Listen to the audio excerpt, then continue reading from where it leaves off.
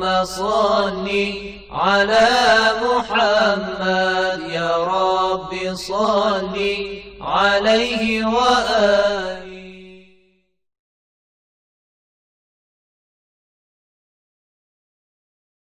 أعوذ بالله من الشيطان الرجيم. بسم الله الرحمن الرحيم. الحمد لله رب العالمين، والصلاة والسلام على رسول الله محمد صلى الله عليه وآله وسلم وعلى آل بيته طيبين الطاهرين. أقول لكم السلام عليكم warahmatullahi wabarakatuh.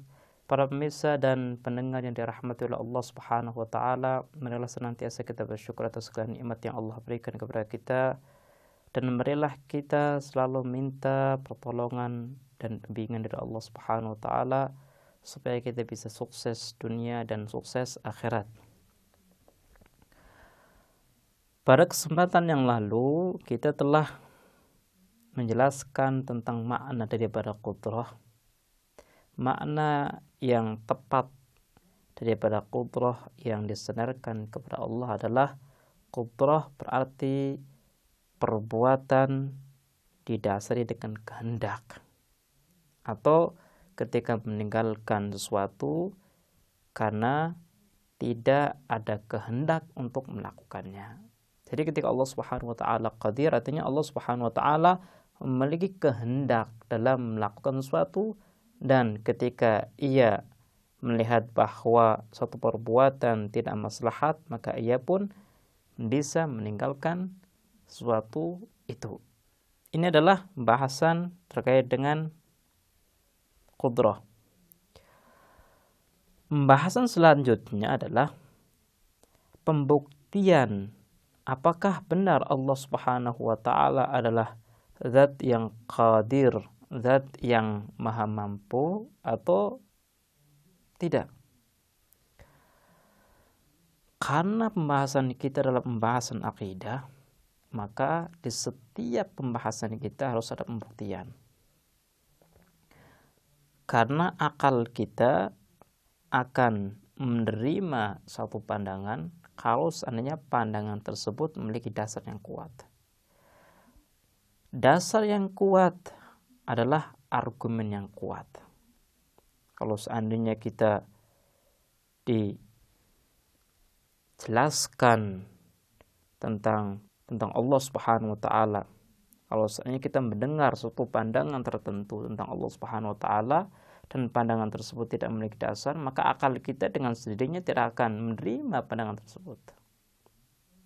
Ini adalah kerja akal. Akal didesain sebagai sesuatu yang akan menerima suatu pandangan ketika pandangan tersebut berdasar dan sesuai dengan realitas.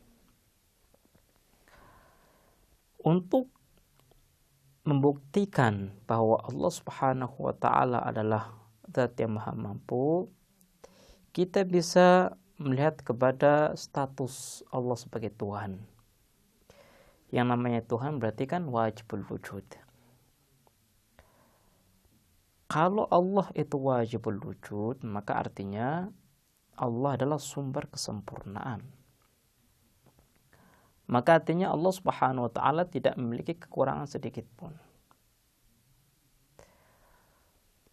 Kalau kita amati makna daripada qudrah yang telah kita jelaskan, maka makna ini adalah makna yang sempurna.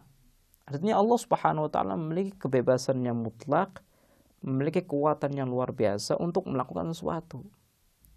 Allah akan melakukan sesuatu ketika berkehendak. Artinya tidak ada sesuatu yang bisa menghalangi Allah Subhanahu wa taala ketika berkehendak. Ini merupakan sesuatu yang sempurna. Sesuatu yang selaras dengan status Allah sebagai Tuhan. Makanya kita dengan yakin bisa mengatakan bahwa Allah Subhanahu wa taala adalah zat yang maha mampu. Terlepas apakah ada teks-teks agama yang mengatakan itu atau tidak. Ketika kita bersandar kepada akal kita dengan yakin mengatakan karena Allah adalah wajibul wujud, Allah adalah Tuhan semesta alam, Allah adalah zat yang menjadi sumber kesempurnaan, maka Allah pasti maha mampu. Ini adalah hukum akal. Kemudian argumen yang kedua, kalau kita perhatikan di ciptaan-ciptaan Allah Subhanahu wa taala, maka kita akan menemukan bagaimana kekuatan Allah Subhanahu wa taala. Bagaimana Allah Subhanahu wa taala menciptakan bumi, mengatur alam semesta, mengatur diri kita, menciptakan organ tubuh diri kita. Semuanya adalah sesuatu yang indah, sesuatu yang sempurna. Kalau kita kembali kepada akal kita, maka akal kita mengatakan mustahil. Allah Subhanahu wa taala tidak memiliki kekuatan. Kenapa? Karena hasil daripada ciptaannya adalah sesuatu yang sempurna, sesuatu yang indah. Tidak akan mungkin bumi ini dengan keindahannya, dengan kesempurnaannya akan terwujud tanpa kekuatan. Makanya kita bisa meyakini dengan mudah bahwa Allah adalah Zat yang maha mampu. Ini adalah yang kedua. Yang ketiga, Allah adalah sumber kesempurnaan. Allah adalah pencipta alam semesta ini. Kalau kita melihat kepada diri kita, kita juga memiliki kekuatan. Meskipun kekuatan kita terbatas, kita bisa melakukan sesuatu sesuai dengan kehendak kita. Lah kalau seandainya kita makhluk yang lemah, yang fakir, yang terbatas, memiliki kekuatan, bagaimana dengan Allah Subhanahu wa taala sebagai Zat yang maha sempurna? Kalau kita meyakini bahwa segala kesempurnaan kita bersumber, bermuara dari Zat Allah, maka kita sudah bisa memahami bahwa Allah memiliki kekuatan yang lebih besar, lebih sempurna dari kekuatan kita. Ini adalah 3 argumen yang bisa membuktikan bahwa Allah Subhanahu wa taala adalah Zat yang maha mampu. Setelah kita membuktikan tentang kemampuan Allah, kekuatan Allah, maka tibalah saatnya kita membahas tentang syubhah. Syubhah adalah isu-isu miring tentang kekuatan Allah Subhanahu wa taala.